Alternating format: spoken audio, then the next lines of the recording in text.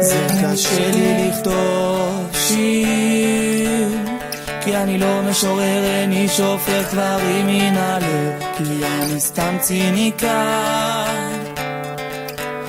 אני רוצה לשפוך רגשות במילים שלא מדברות, אבל הרבה אומרות, וזה קשה לי כאדם.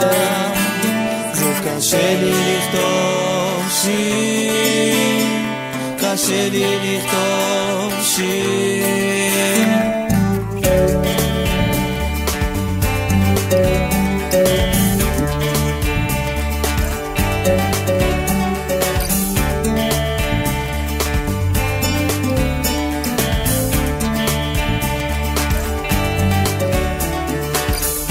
קשה מאוד להיות מקורי.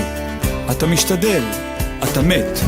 אתה רוצה להראות שיש בך משהו שלאחרים אין, שיש לך ניצוץ המדליק להבות, שאתה שונה מאחרים, ואתה בכלל לא מעתיק, לא מדקלם ואף לא מצטט. לכתוב שיר מקורי? איך אפשר לכתוב כזה דבר? על אהבה כולם כתבו, כותבים ויכתבו. על מלחמה שגרתי מדי, על שואה, על ידידות ואפילו גם על אלוהים כולם כבר כתבו. אז על מה אני אכתוב? על הסירחון בירקון? נדמה לי שיונתן גפן כבר כתב, ואם לא הוא בטח יכתוב, כי הוא מתפרנס מסירחון. זה קשה לי לכתוב שיר, כי אני לא משורר, אני שופר דברים מן הלב, כי אני סתם ציניקן.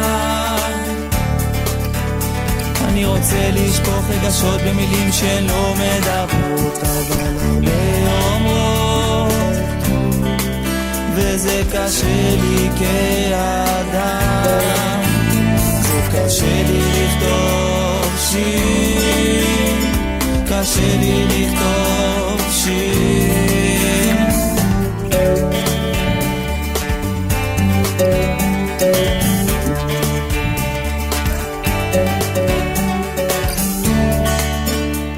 אז מה, לוקחים ממני את ההזדמנות להיות מקורי? ואפילו אם אני אמצא איזשהו נושא מקורי, מי מבטיח לי שבאחת הפינות בעולם הגדול לא יושב עוד אחד שגם כן רוצה להיות מקורי? נו, אז בסדר, שנינו רוצים להיות מקוריים. צא מן השגרה יהיה מקורי. לכל הרוחות, מה עליי לעשות? הכל כבר המציאו אחרים, על הכל כבר חשבו, על הכל כבר כתבו ושרו. לא נשאר אלא לטפס על עץ גבוה, להתפשט ולרוץ עירום ולצעוק, אני מקורי. איפה? אחרים כבר הספיקו לעשות זאת. הצילו, המקוריות רודפת אחריי. נכון שאני משעמם אותך. לכל הרוחות, את והמקוריות שלך. מה את חושבת? שאני נוצרתי כדי לעניין אותך ולשעשע אותך? מה, אני הפלייבוי שלך? ואולי אני המקורי שלך. אולי. זה קשה לי לכתוב שיר, כי אני לא משורר, אני שופך דברים מן הלב, כי אני סתם ציניקן.